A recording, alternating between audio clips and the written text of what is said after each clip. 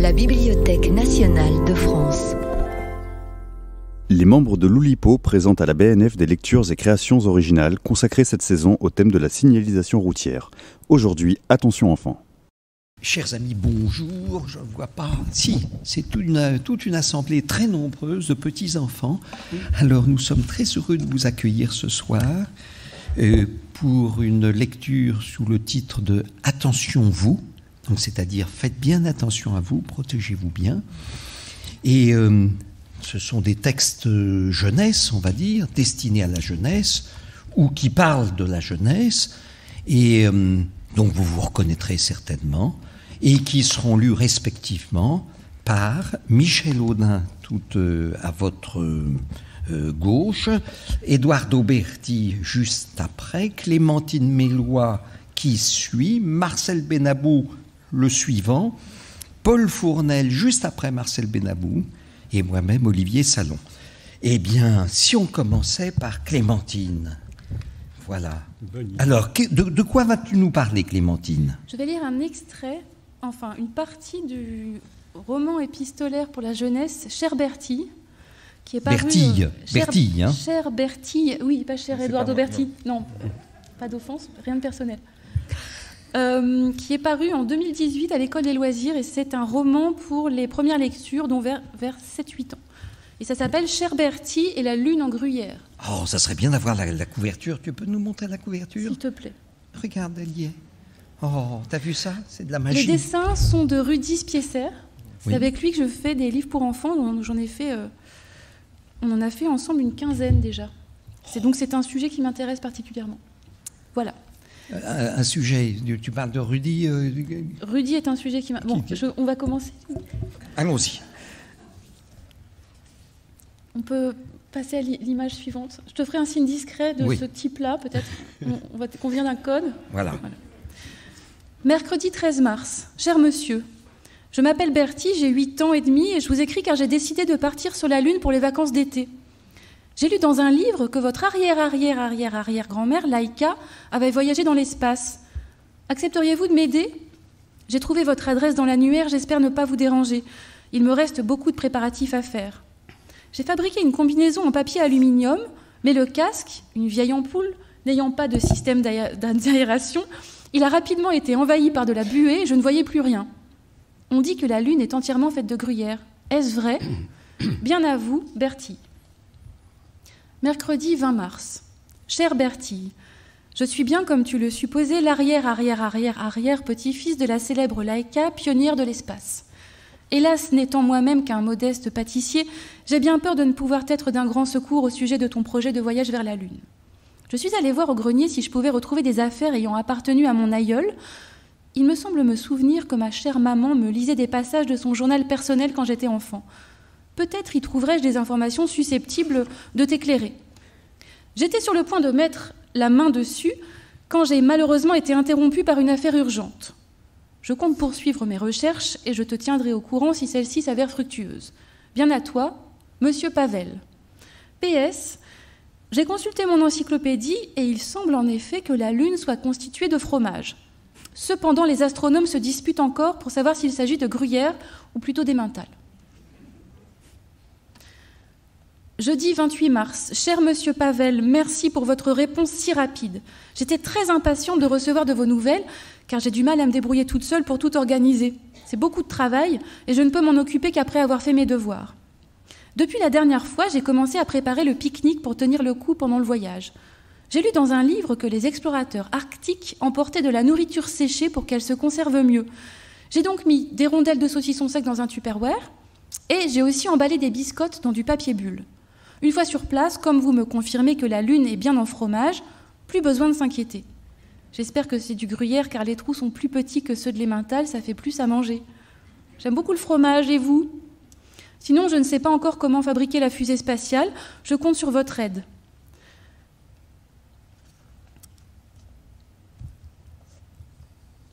Oui.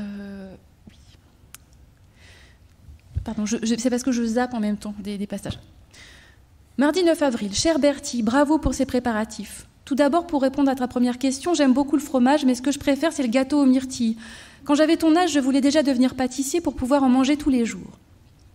À part ça, je dois bien avouer que mes connaissances sont un peu limitées en matière de fabrication de fusées spatiales.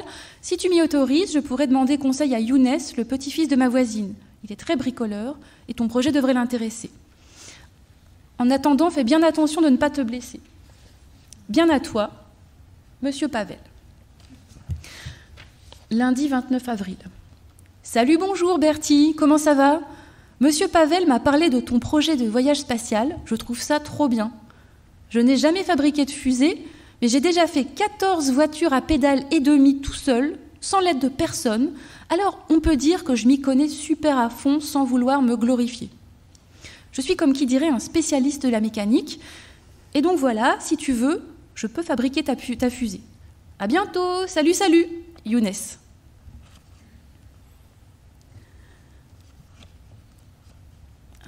Pardon, je saute des pages.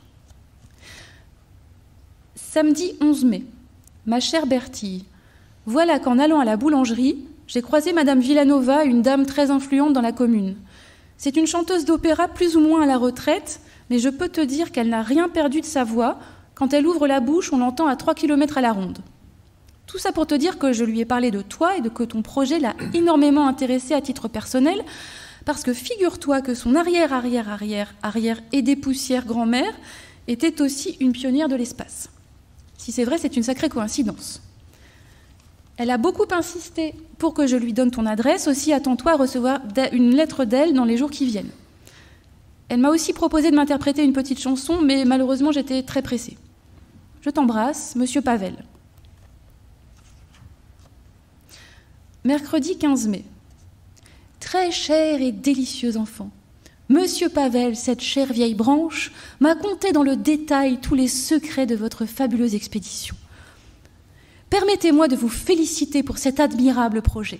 Quelle joie de voir de jeunes gens prêts à risquer leur vie pour conquérir l'espace, comme le fit jadis ma chère grand-maman Félicette.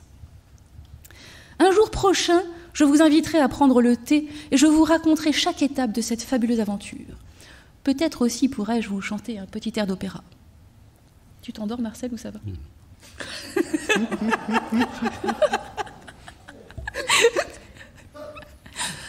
En attendant, mon époux et moi-même aimerions être là pour vous encourager le jour du décollage. Je m'en réjouis d'avance. J'en parle à tout le monde, 1000 et un baisers, à très vite. Votre amie, Madame Hortense Villanova. PS, appelez-moi Hortense, mon petit chou. PPS, mon cher époux, le colonel Villanova, est retraité de l'aviation. Il propose de vous donner quelques conseils de parachutisme, juste au cas où. Lundi 3 juin. Chère mademoiselle Bertie, je me présente, Thierry Waddington, journaliste pour la gazette Passion Région, que vous connaissez très certainement. Madame Villanova m'a longuement parlé de votre voyage sur la Lune. Si mes informations sont exactes, le décollage est prévu le 15 juin prochain. Avec votre permission, je viendrai vous poser quelques questions afin de rédiger un article. Je serai pour l'occasion accompagnée d'un photographe qui immortalisera l'événement. Je vous dis donc à très bientôt, cordialement, T. Waddington, rédacteur, Passion Région. Le samedi 8 juin, salut Bertie, ici c'est Younes. Juste pour te dire que grande nouvelle, ça y est, mission accomplie, fusée prête au décollage, archi prête, prête de chez prête. Le travail m'a drôlement fait transpirer, surtout vers la fin, mais franchement, ça valait le coup, tu vas voir, tu ne vas pas être déçu. Mais surprise, je ne dirai plus un mot. Je te dis à dans une semaine, rendez-vous auprès de Bertin à midi pile. Salut, Younes.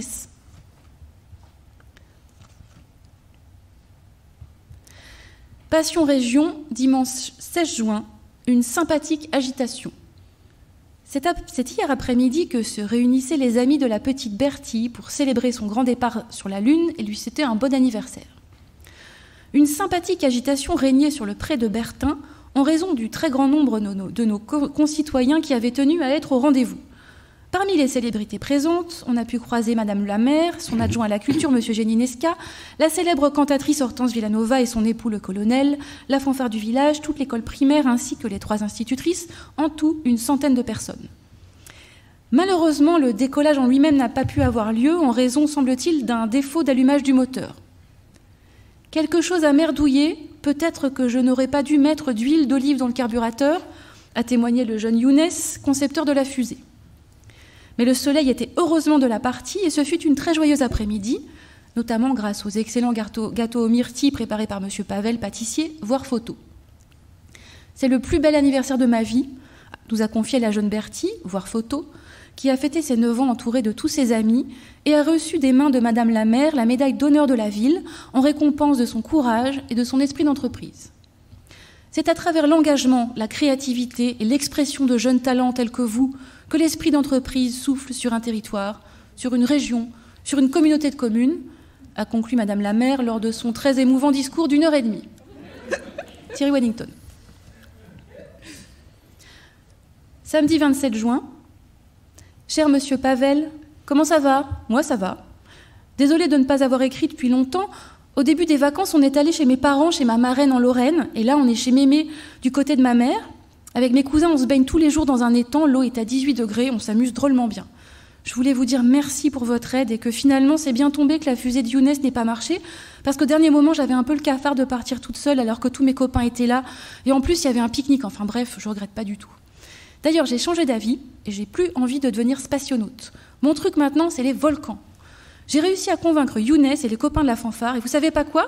On va tous partir au centre de la Terre l'été prochain. Vous voudrez bien nous aider? J'ai lu un livre là-dessus et apparemment le plus important, c'est de bien s'équiper, d'emporter beaucoup de bouteilles d'eau. On a 1 an pour se préparer, ça laisse largement le temps. J'ai commencé à récupérer des bouteilles, j'en ai déjà 12. Si vous en avez, vous pourrez me les garder? Il m'en faut plein.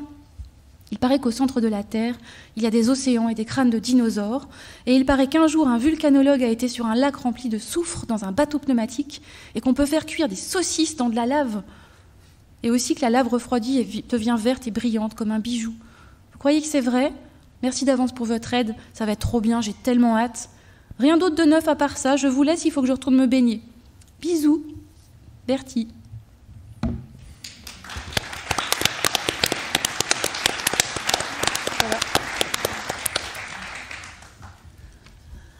D'abord, je voudrais vous dire que je suis très contente d'être là, avec mes amis de l'Oulipo et avec vous tous. Je suis désolée, mais je vais être un peu rabat-joie par ça ce soir, donc je préfère exprimer d'abord mon bonheur. Donc on va commencer par... je vais vous faire entendre d'abord un poème que sans doute vous connaissez tous déjà, mais qui a été écrit en 1934. Il y a une vidéo. Oui.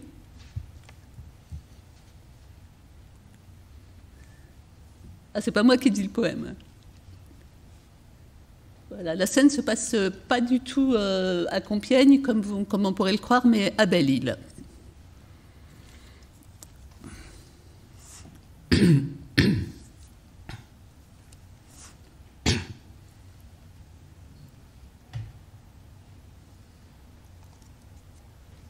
Bandits, voyous, voleurs, chenapans.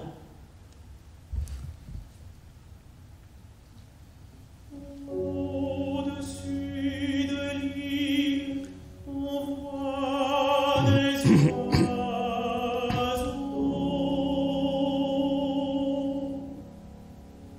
Tout autour de l'île, il y a de l'eau.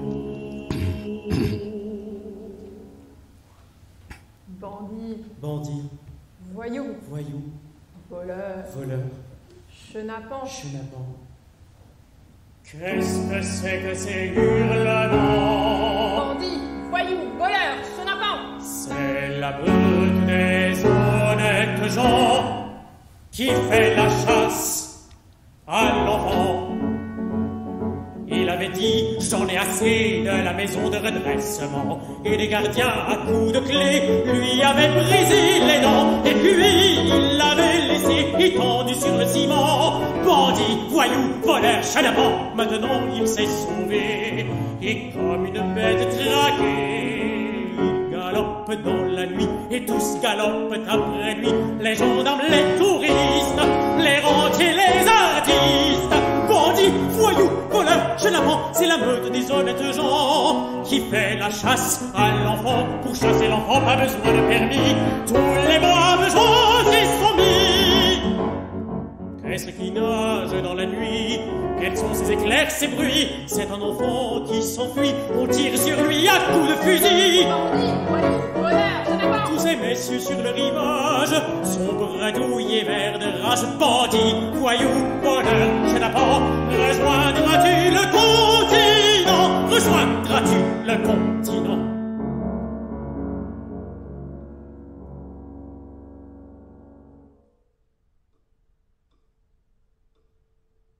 Au-dessus de l'île, on voit des oiseaux.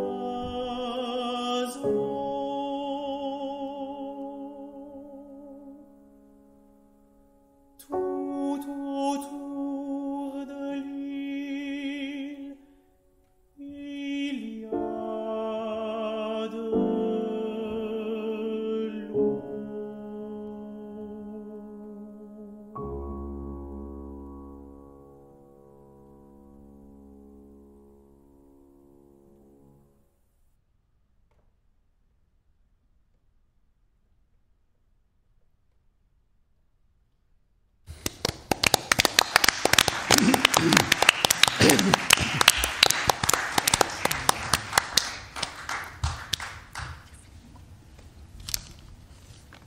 Je peux y aller? Alors, c'est à Marcel, le petit Marcel, va nous parler de Luc Étienne, qui, hélas, est excusé ces derniers temps aux réunions de l'Oulipo pour cause de décès.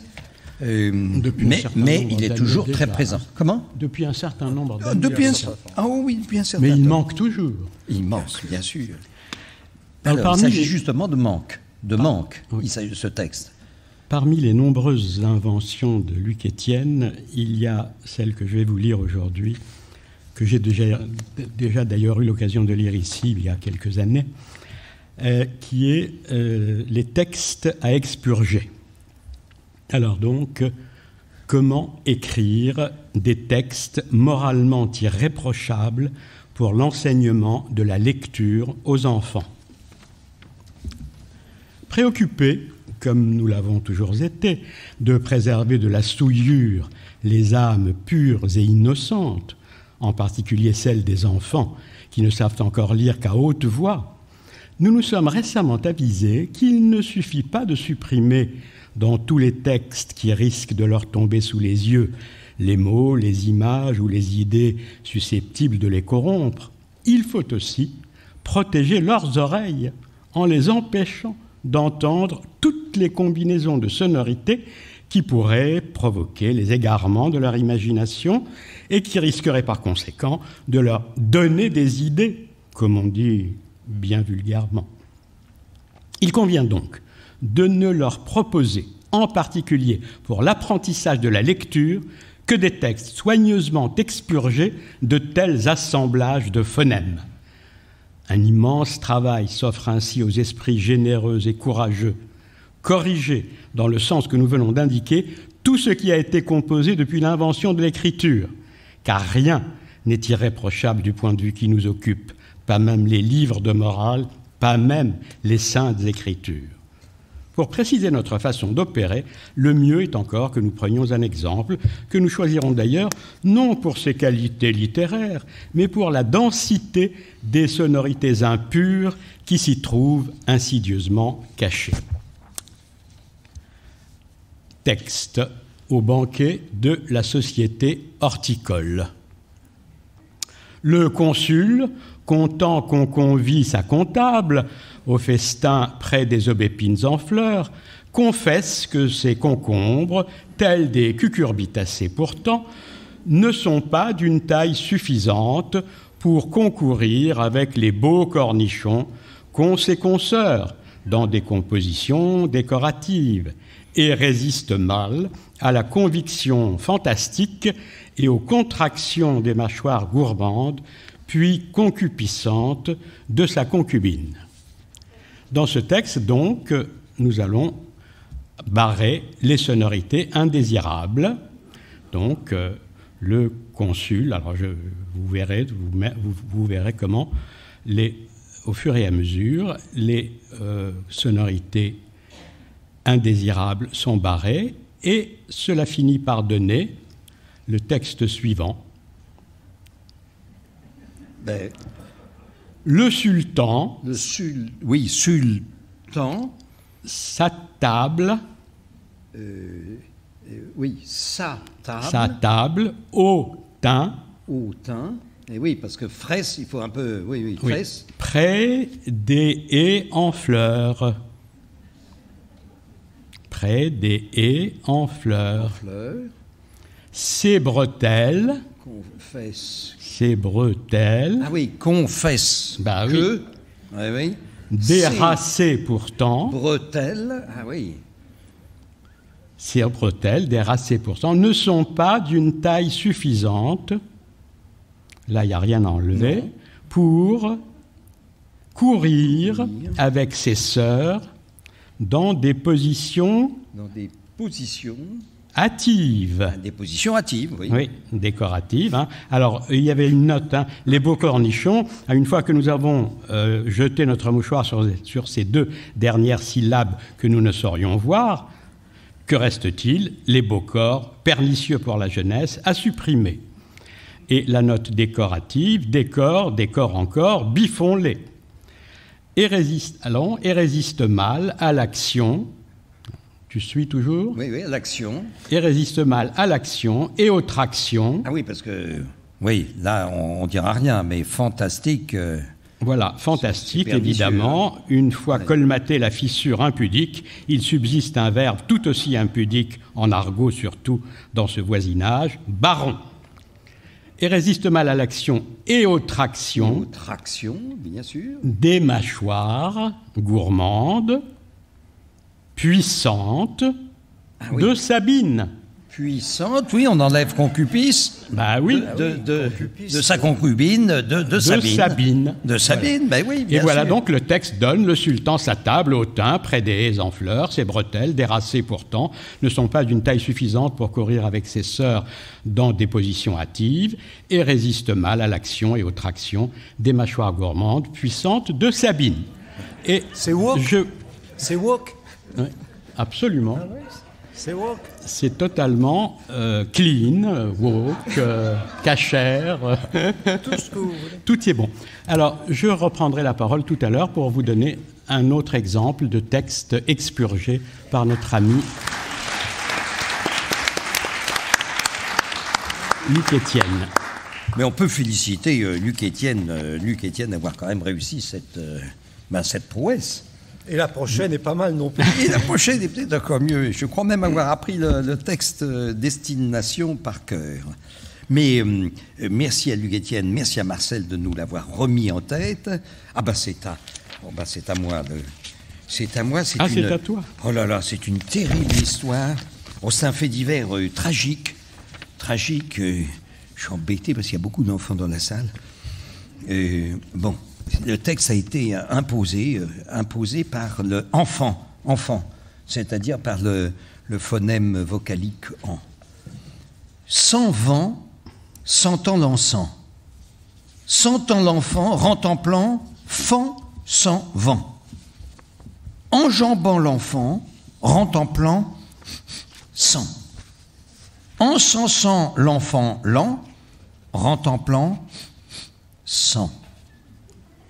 Plantant sans dents dans l'enfant blanc, rentemplant entend non, non, rentemplant, bandant, cambrant l'enfant en l'emmanchant, rentrant dans l'enfant, l'ensanglantant, s'embranlant en gants blancs, pan, pan, gland sanglant, en sampant, rentemplant, vent sans franc, l'enfant sanglant. Plan rampant. Rentemplant, engrangeant 100 francs, semblant tentant, prends-en. L'enfant semblant manquant, rentemplant, rend l'enfant manquant. Maman flanchant sans l'enfant, rentemplant, ment. Pan, pan, dans 30 ans, fendant, tranchant, rentemplant, l'enjamblant, vengeant l'enfant. C'est rude. Je ne sais pas si Luc Étienne aurait laissé passer ça. Les deux textes sont un petit peu vont dans des directions opposées, hein, semble-t-il. Enfin, directions contradictoires. Alors. Oui, c'est à moi, je crois. Oui, je voudrais vous lire une sorte de tentative d'analyse exhaustive partielle qui est destinée aux adolescents de 15 ans pour autant qu'ils sont inscrits à la conduite accompagnée, et pour les jeunes hommes de 18 ans pour autant qu'ils briguent le permis de conduire. Donc voici une introduction. La mondialisation, l'Europe, l'amitié entre les peuples, la solidarité entre les distributeurs de PV du monde entier, Interpol, Europol, Interflic, Intercode et Interdiction se sont ligués pour unifier au mieux la signalisation routière à l'échelle du globe. En gros, un sens interdit à Kaboul vaut le même à Tokyo, un glissant camp mouillé au Québec vaut une chaussée glissante dans le Cantal. Le panneau triangulaire qui invite tous les automobilistes du monde à veiller sur les enfants des écoles n'échappe pas à la règle. Le triangle pointe en l'air, bordé de rouge, porte sur fond jaune ou blanc la silhouette de deux enfants qui vont à l'école. L'image est assez explicite, parfaitement universelle, mais contrairement au sens interdit ou à l'interdiction de doubler, elle propose une gamme de nuances fines qui soulignent des différences notables entre les enfants de tout pays. C'est sur ces nuances que nous allons nous attarder. En France, sur le chemin de l'école... L'enfant en France. En France, oui. Sur le chemin de l'école, le grand garçon tient la petite fille par la main et la conduit d'un pas déterminé vers l'étude. On reconnaît la demoiselle à sa robette, mais l'ensemble laisse peu de place à l'interprétation. Aller à l'école est une activité fatale. Quand il faut y aller, il faut y aller. On ne se rue pas, on ne refuse pas, on y va pépère, mais on y va. En Allemagne, c'est Gretchen qui mène la marche d'un pas aussi large que sa jupe. On la reconnaît à sa tresse blonde, liée par un joli nœud. Elle va d'un bon pas, mais ne lâche pas la main de son petit frère ou de son petit voisin, à qui elle ouvre le chemin. À défaut de l'avoir gai, ils ont le travail déterminé. On sent qu'ils feront de leur mieux.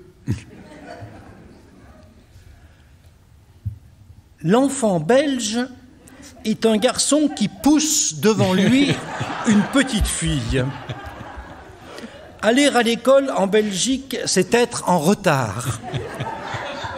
Les automobilistes sont invités à tenir compte de cette hâte et à ajuster leur vitesse en conséquence. Pour autant, l'écolier, lui, ne se précipite pas. Il va d'un pas rapide et confiant vers son turbin, donnant l'exemple à sa petite sœur et la poussant dans ses études. En Suède, on se rend à l'école la main dans la main, car on est désencombré de tout cartable. Sans doute a-t-on laissé ses affaires à l'école, cachées dans un casier ou glissées sous un pupitre. On ne peut décemment les avoir oubliées à la maison. Une chose est sûre, il n'y avait pas de devoir à faire la veille au soir. Mademoiselle mène le train d'un pas tranquille et le petit monsieur suit fidèlement. L'apprentissage scolaire est riche et indispensable, mais il ne serait pas convenable de s'y ruer. On y va donc tranquille. Au Danemark, on veille à ne pas sexuer les enfants. 2 garçons font l'affaire, ou 2 filles en pantalon, ou 2 symboles, si on préfère. Un grand et un petit, unis d'un même pas, et portant la même petite cassette, dans laquelle j'imagine, plus que des livres, un casse-croûte maternel, sous forme de sandwich triangulaire, et une chopine de lait frais pour le déjeuner.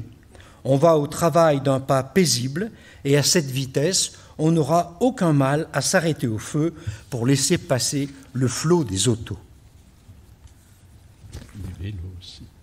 Cependant, à l'autre bout du monde, dans la lointaine Indonésie, le même schéma se reproduit. Le garçonnet pousse aimablement dans le dos sa sœurette vers le travail. Il est à remarquer que par un effet de l'art, les enfants sont vus de 3/4 dos, ce qui a pour effet de projeter celui qui lit le panneau dans la direction de l'école, l'invitant à réfléchir à ce que fut son éducation personnelle. Inévitablement, cette réflexion lui fait lever le pied de son accélérateur et provoque un ralenti méditatif propre à épargner la jeunesse et à faire remonter à l'esprit l'édifice immense du souvenir. Voilà l'Espagne et son souffle de sud. De deux choses l'une, on est en retard ou on aime vraiment ça. Il convient de trotter gaillardement vers le savoir. Il y a de la danse dans cette course, il y a du flamenco. Les cartables balancent en mesure, le pas s'allonge, la couette bat le rythme sur la nuque. On entend la cloche qui sonne, le maître qui souffle dans son sifflet. Les camarades qui déjà s'installent et bataillent. Il va y avoir de l'action, à moins que, j'avoue que cette idée m'a traversé l'esprit, ce mouvement saisi au vol ne soit celui de l'heure de la sortie des classes. On comprendrait mieux ce bel enthousiasme. Ceci est d'autant plus plausible qu'il vaut mieux veiller aux enfants qui sortent qu'aux enfants qui rentrent, car leur joie est différente et les invite à des gestes plus imprévisibles pour le conducteur. En outre, leur mouvement convergent du matin se mue en un mouvement divergent, parfaitement imprévisible, chacun disparaissant vers sa maison. L'enfant anglais, lui, va d'un pas décidé vers le savoir. Il porte le short obligatoire de son uniforme. Il a tiré ses bas sur le mollet, vissé sur son crâne la casquette réglementaire. Il porte à la main les quelques livres qui lui seront nécessaires. L'écolière, elle, vêtue de sa jupe réglementaire, balance gaillardement le sac bourré de ses provisions de savoir. Ensemble, ils franchissent la ligne symbolique du trottoir, qui est leur acquéron vers la science.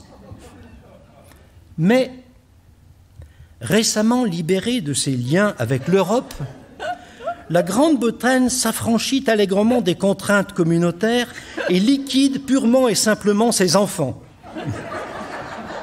Seule reste la flamme de la culture et de l'éducation pour les représenter. Foin des gamins hurleurs, seule reste la flamme. Tant pis pour le voyageur qui se tiendrait à l'écart de l'école incendiée, appellerait les pompiers à la rescousse, croirait à l'accident annoncé. Le symbole du symbole s'impose comme marque d'indépendance et de singularité. Nous sommes bien dans une île, après tout. Mais une fois encore, c'est de l'Est que nous vient la lumière. Les Russes nous éclairent de leur lueur du matin. Les voilà enfin, les enfants athlètes, les bondissants, les sautillants, les coureurs de l'aube. Attention, Jeux olympiques, pourrait-on lire. Cette image d'énergie pure et asexuée nous révèle le dessous des cartes. En renversant la proposition initiale, en retournant le code de la route et en invitant les automobilistes à se protéger de ces enfants qui entrent et sortent des écoles, faisant planer sur leur voiture la menace de leur trop-plein d'ardeur, ces bondissants peuvent devenir des cabossants, des inquiétants. Dans votre grande sagesse, automobiliste, ayez peur des enfants.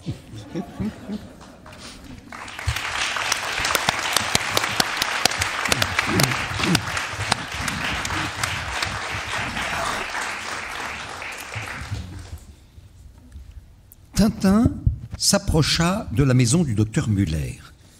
Les volets étaient clos. Aussi parvint-il à rentrer, a été mi-clos. Aussi parvint-il à rentrer sans encombre ni bruit. Le silence était inquiétant. Les oreilles aux aguets, Tintin perça un faible chuintement dans la pièce voisine. Il colla l'oreille au mur et vit le docteur Muller qui semblait regarder dans un petit miroir. Un petit poste de radio laissait filer la voix de la Castafiore. Elle chantait justement l'air des bijoux du Faust de Gounod. La porte s'ouvrit brusquement, frappant Tintin. Remis de ses commotions, il entendit ricaner le docteur Muller. « Ha ha ! J'ai ri de vous voir en ce miroir. » Quelques instants plus tard, Tintin était ligoté, mis au fer du Caraboujan. Que s'était-il passé? Il ne se rappelait plus, se frottant la tête qui le faisait horriblement souffrir. Mais il ne peut pas se frotter la tête avec ses mains puisqu'elles sont attachées dans son dos. C'est vrai, tu as raison, mais il aurait vraiment voulu masser la lourde bosse de son crâne juste derrière la houppe. Justement un peu comme la mienne, tu vois. Tintin sentit soudain l'odeur. Le feu avait dû prendre, probablement un court-circuit que Zut avait provoqué en essayant de réparer l'appareil radio. « Flûte !» avait dit Zut. « Ça ne marche toujours pas. » Heureusement que Pablo avait apporté de l'eau avec laquelle Tintin éteindit l'incendie. On ne dit pas éteignis? Oui, je crois que tu as raison, mais dans la précipitation et avec le coup qu'il avait eu sur la tête, Tintin perdait peu après ses esprits. Et les mains qu'il avait attachées? Eh bien, précisément, le feu venait de brûler les liens qui enserraient ses mains. Ah, il était temps. Exactement, tu l'as dit, il était temps. Tintin peut enfin s'échapper de la cale du navire. Tiens, tu racontes maintenant au présent? Oui, ça fait plus vivant. Et là, que voit-il sur le pont du navire? Mais je te le demande. Eh bien, je me le demande. Dis, Tintin, qu'est-ce que tu vois sur le pont du navire? Je vois un hydravion. C'est quoi des dravions? Non, un hydravion. Un hydravion, c'est un avion qui peut se poser sur l'eau si on lui rajoute des roues, et il peut aussi se poser sur le pont d'un bateau. Dis, tonton, tu continues maintenant que tu sais ce qu'il a vu? Oui. Tintin saute dans l'hydravion, il le fait démarrer et décolle à vive allure, alors même que les flammes menacent de tout faire brûler. Or, au moment du décollage, le capitaine du navire apparaît sur le pont et s'accrochut au flotteur de l'hydravion qui basculera brutalement à bâbord. Tintin tournit le manche à tribord et rétabla l'équilibre. Peu de temps après, le capitaine Haddock était installé à côté de Tintin qui sentait horriblement de l'alcool. Qui ça, Tintin? Mais non, Tintin ne boit pas. C'est le capitaine Haddock qui était pris de boisson. Et pris de boisson? Oui, c'est ça.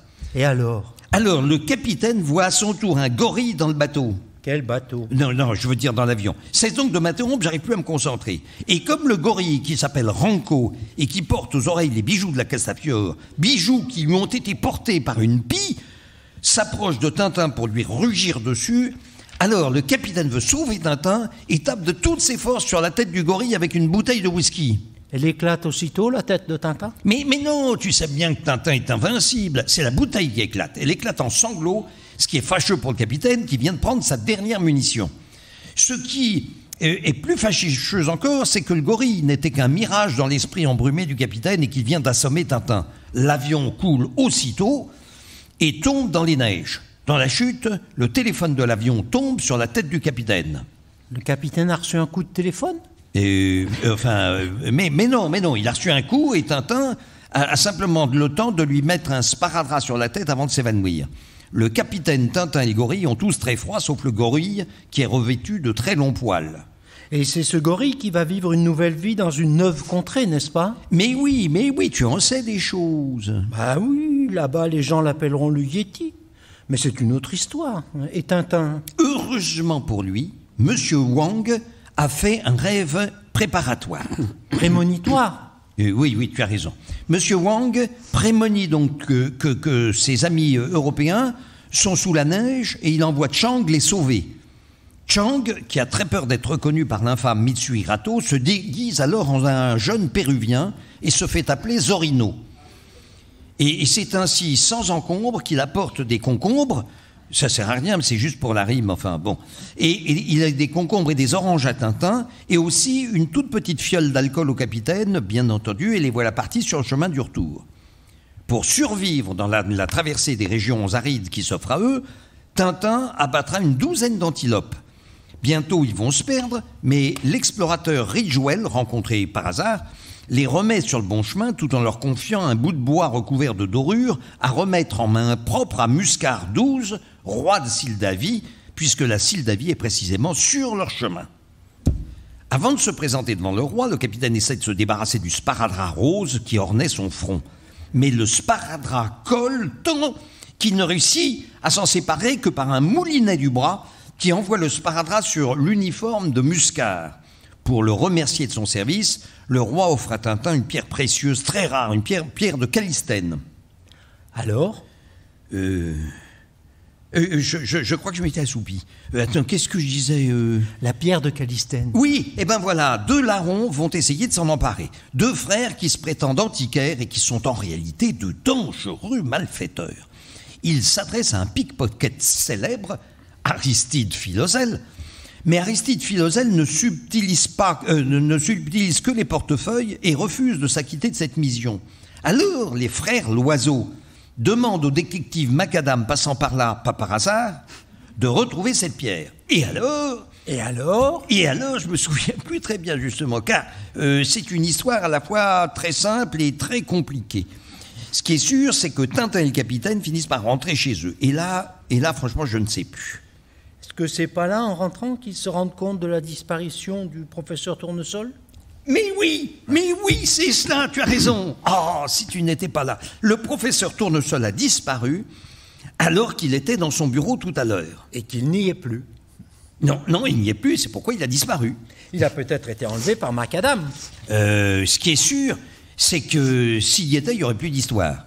Mais Philémon Cyclone passe en coup de vent par là apportant un télégramme de Tournesol qui est en mission secrète à Clove, en Sildavie, où il fait d'une certaine manière le zouave en étudiant les propriétés du cobalt à l'état natif. Aussitôt, Tintin, qui redoute un traquenard, décide d'intervenir pour aller récupérer Tournesol à Clove. Archibald et lui... Archibald ? C'est qui Archibald ? Mais comment ça ? Tu sais pas qui est Archibald ?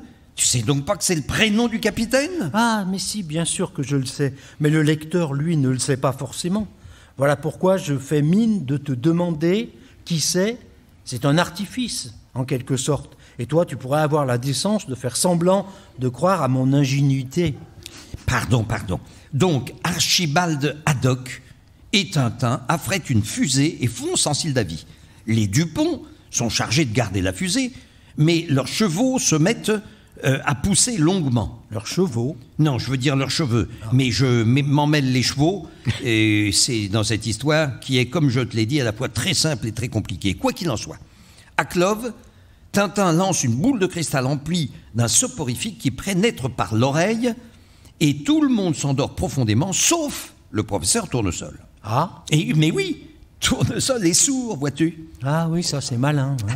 Alors Tintin embarque Tournesol dans sa fusée et tout le monde se retrouve bientôt à Moulinsart. Alors ? Ben c'est fini. Ah, déjà ? Ben oui, déjà. Et puis c'est qu'il est tard maintenant. Alors tout est bien qui finit bien ? Eh ben oui. Et c'est le moment ou jamais de prononcer la phrase consacrée. Tout est bien qui finit bien. Oh. J'en profite juste comme ça, une petite devinette. Quel est dans l'affaire Tournesol, quel est le dernier mot prononcé par le professeur Tournesol ? Alors, c'est une devinette pour les tintinologues ou tintinolâtres, car Tournesol, excusez-moi, c'est pas dans l'affaire Tournesol, c'est dans les 7 boules de cristal qui précèdent. Il a récupéré le bracelet de la momie Raskar Kapak et il l'a mise à sa main et à son poignet, et il dit une phrase, et après il disparaît. Il disparaît pendant toute la fin de l'album et la moitié du suivant. Il dit « Il me va à ravir ». Et c'est Jacques Jouet qui a remarqué ça. « Il me va à ravir ». Et juste après ça, il est enlevé. On l'enlève. Eh bien oui, on l'est. Oh, c'est pas beau, ça. C'est malin, ça.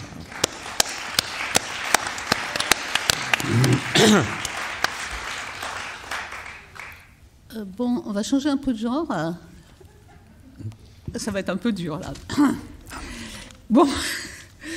Donc, le poème que je vais vous lire, je l'ai imaginé il y a assez longtemps, alors que je lisais un livre de l'historien Alain de Verpe, qui étudiait, c'était une étude assez magistrale des compagnies de district du préfet de police et des responsables des tueries des manifestations parisiennes de 1961-62.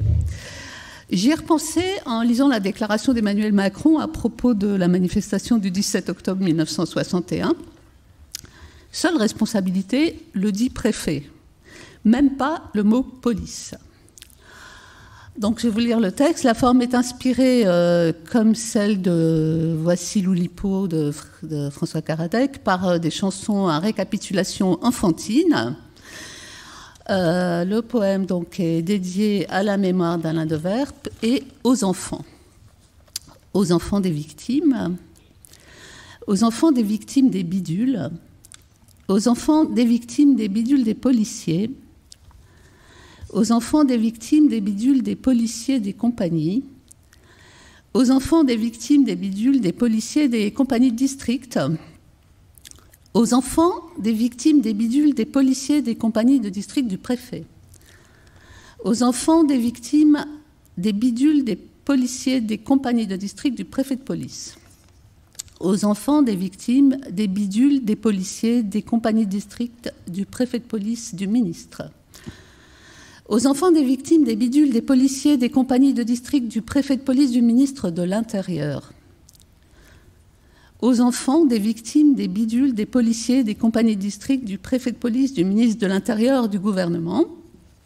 aux enfants des victimes des bidules des policiers des compagnies de district du préfet de police du ministre de l'Intérieur du gouvernement Debré, aux enfants des victimes des bidules des policiers des compagnies de district du préfet de police du ministre de l'Intérieur du gouvernement Debré du président, aux enfants des victimes des bidules des policiers des compagnies de district du préfet de police du ministre de l'Intérieur du gouvernement Debré du président de la République, aux enfants des victimes des bidules des policiers des compagnies de district et du préfet de police du ministre de l'Intérieur du gouvernement Debré du président de la République de Gaulle, aux enfants des victimes, aux enfants.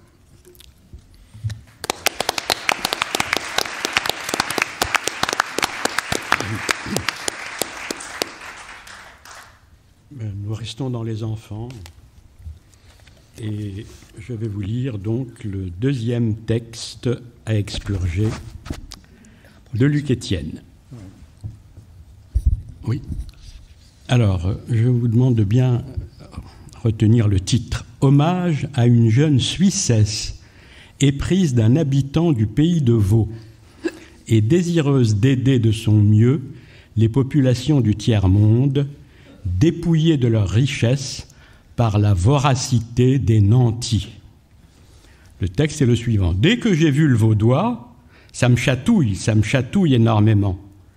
J'espère m'occuper des races tenues dans un affreux dénuement par d'indignes comploteurs qui les dépouillent totalement. Alors évidemment, ce texte très tiers-mondiste contient un certain nombre de sonorités qu'il va falloir enlever. Alors, dès que, quand une serait déjà de trop, coupons-les. J'ai vu le Vaudois, aveu cynique d'une pratique manuelle, ou plutôt digitale, condamnée formellement par la Bible. Excisons cette vulve. Ça me chatouille énormément. Ça me chatouille. Tous les chatouillements, certes, ne sont pas coupables. On peut, par exemple, sans manquer à la pudeur, être chatouilleux sur le point d'honneur. Mais est-ce le cas ici? De toute façon, le son chatte est intolérable en raison de son acception argotique si fâcheusement répandue. Que reste-t-il alors? La proclamation, aggravée par la réitération d'une humilité tout intime qu'une jeune personne bien élevée devrait avoir à cœur de dissimuler, et à tous, et d'abord à celui qui en est la cause. Drainons ces marécages. J'espère m'occuper. Aveu, dans les termes les plus crus, du vice qui causa la destruction de Sodome, à faire disparaître absolument.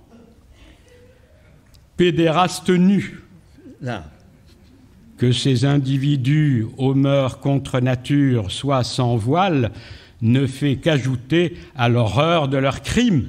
Biffon, dans un affreux dénuement. Il faut supprimer aussi le nu inadmissible de dénuement. Il reste alors un malheureux dément. Qu'il soit affreux n'est pas une excuse pour abuser de lui. Faisons sauter cela par d'indignes comploteurs qui les dépouillent totalement. non contents d'être doublement odieux par leur nom, ces comploteurs dénudent leurs victimes. Réduisons-les à néant. Cela nous donne le texte expurgé suivant.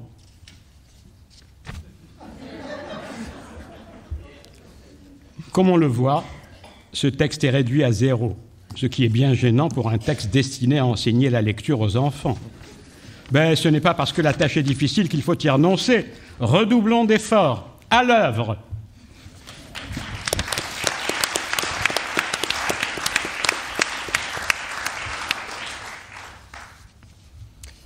Je vais lire quelques extraits de Un fils étranger qui est paru vendredi dernier, le 5 novembre.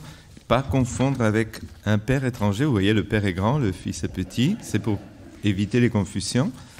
Ce n'est pas une suite, ce n'est pas une continuation du roman, c'est plutôt un écho, un livre inattendu. Quand j'écris Un père étranger, je ne pensais pas écrire Un fils étranger.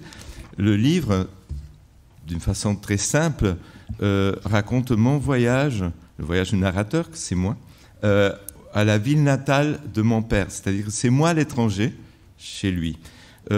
À part le livre, j'ai fait moi-même, presque en tant qu'étranger aussi, une vidéo avec des photos que j'avais prises pendant le voyage.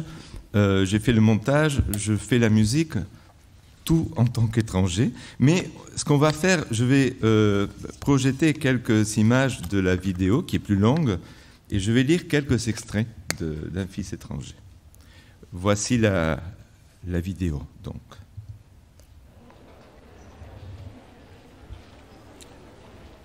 Je viens de loin, de très loin. C'est la première fois que je viens dans ce pays. Mon père est né ici il y a 100 ans. Voilà plusieurs jours que je murmure ces mots comme une sorte de répétition ou d'incantation générale. Pour le moment où je devrais les prononcer, je me le répète en anglais, ce qui est peut-être une erreur. Aurais-je dû les mémoriser en roumain? Au contraire, c'est mieux ainsi, pour éviter les déceptions, pour éviter que les autres ne me répondent en roumain et ne découvrent, un peu frustré, qu'à part ces phrases diplomatiques, je ne comprends absolument rien. Je suis venu en Roumanie pour toucher ce que je n'ai jamais pu connaître, pour voir de près la racine du silence de mon père. Le grand risque dans un voyage de ce genre est de se fixer pour objectif de comprendre une personne ou de comprendre le passé de cette personne par l'intermédiaire d'un pays. Confondre le général, une culture, et le particulier, un homme. Confondre normes et exceptions. Je soupçonne que mon père se serait moqué de ce voyage et même qu'il ne l'aurait pas encouragé. Cependant, je sais une autre chose. Je ne me serais jamais pardonné de ne pas l'avoir fait. Il y a longtemps, très longtemps, dans une galaxie lointaine, j'ai publié un roman intitulé Un père étranger, dans lequel je parle de certains faits qui se sont produits il y a longtemps, très longtemps, dans une autre galaxie lointaine. Pour résumer, je racontais dans ce roman que mon père, né et élevé en Roumanie, puis éduqué en France, était arrivé en Argentine à l'âge de 25 ans, au moment où éclatait la Seconde Guerre mondiale, et qu'il avait profité du voyage pour se réinventer, pour changer de nom de famille, de date de naissance, et plus encore de religion. Le roman, Un père étranger, passa presque inaperçu, ou comme on dit en espagnol, sans peine ni gloire. Quoi qu'il en soit, un ami très cher eut l'idée d'acheter mon livre. Je veux parler d'un vieil ami que j'avais perdu de vue, un ex-camarade d'école.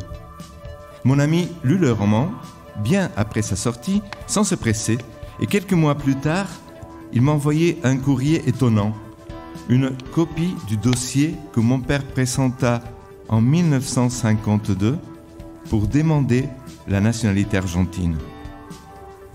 Ce dossier contenait les informations que mon père nous avait cachées pendant des années, ce que j'ai dû inventer parce que cela manquait dans mon roman. Le nom du bateau sur lequel il traversa l'Atlantique, la date où il mit les pieds dans le port de Buenos Aires, les noms complets de mon grand-père et de ma grand-mère.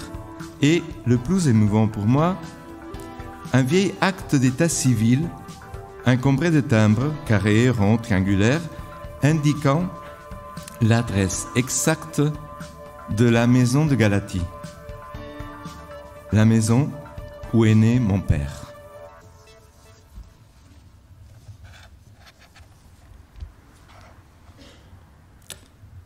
Il est 10 heures du matin.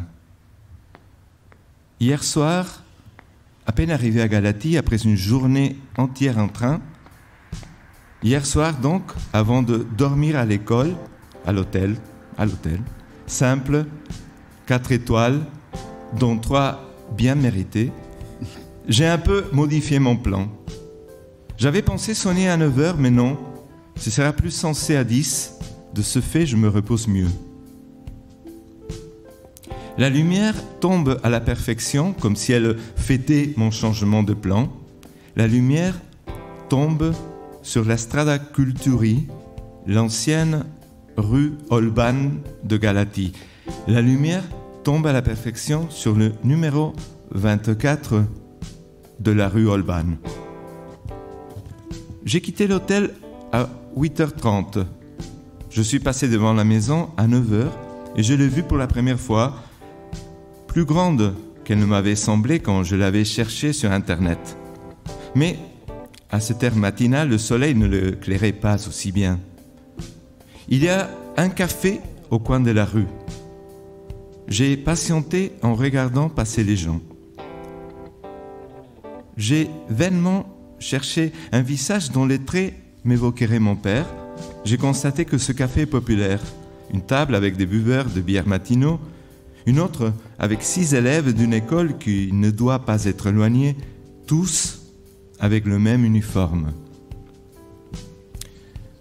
Me voilà maintenant devant la maison.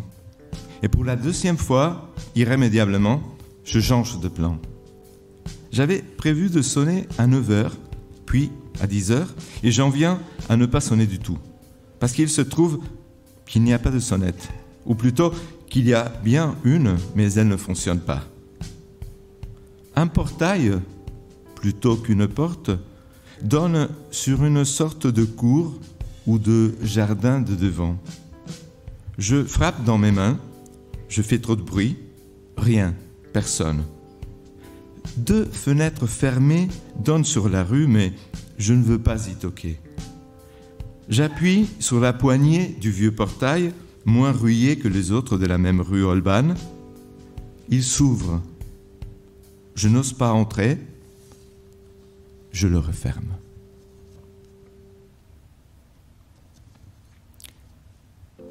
Le pays imaginé. J'ai écrit plus d'un roman qui aurait pu s'intituler comme ça. Mon premier et grand pays imaginé fut la lointaine Roumanie de mon père. Un pays que j'ai dû inventer dans mon enfance argentine à partir des rares informations qu'ils m'ont données de temps à autre et plutôt en rechignant. Un pays que j'ai créé peu à peu, comme on complète des phrases auxquelles manquent des mots, comme on comble des trous.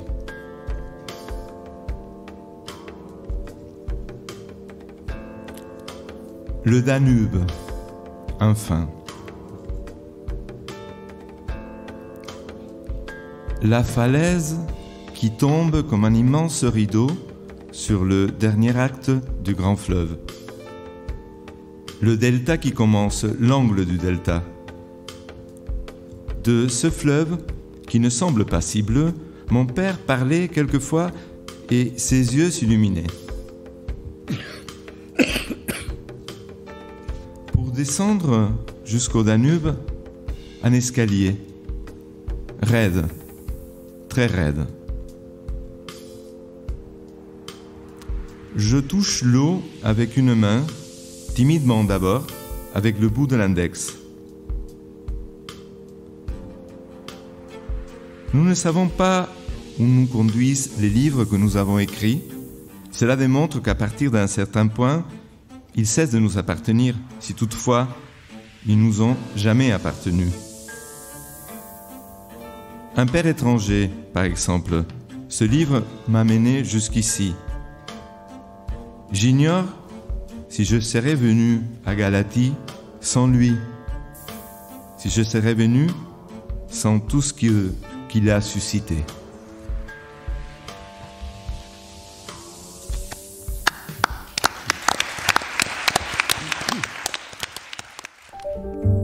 Vous venez d'écouter un podcast de la Bibliothèque nationale de France. Retrouvez les conférences, rencontres et créations de la BNF sur toutes les plateformes de podcast ainsi que sur le site bnf.fr.